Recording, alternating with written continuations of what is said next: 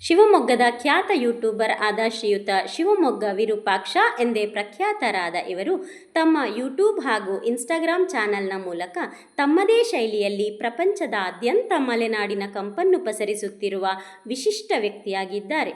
ಇವರು ಇಂದು ನಮ್ಮ ಭಾವಗಾನ ತಂಡದ 8ನೇ ವಾರ್ಷಿಕೋತ್ಸವಕ್ಕೆ ಆಗಮಿಸಿ ಸಂಗೀತ ಕಾರ್ಯಕ್ರಮಕ್ಕೆ ಉತ್ತೇಜನವನ್ನು ನೀಡುತ್ತಾ ಕಾರ್ಯಕ್ರಮದ ಮೆರುಗನ್ನು ಇನ್ನಷ್ಟು ಹೆಚ್ಚಿಸಿದ್ದಾರೆ.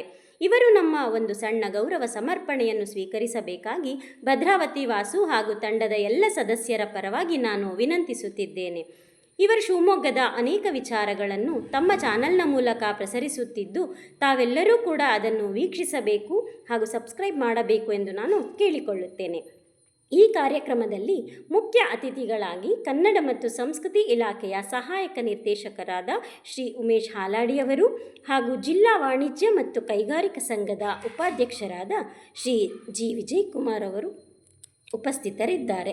ಸನ್ಮಾನಕ್ಕೆ ಭಾಜನರಾದ ಶ್ರೀಯುತ ಶಿವಮೊಗ್ಗ ವಿರೂಪಾಕ್ಷ ಅವರಿಗೆ ಅನಂತ ಧನ್ಯವಾದಗಳನ್ನು ಅರ್ಪಿಸುತ್ತಿದ್ದೇನೆ.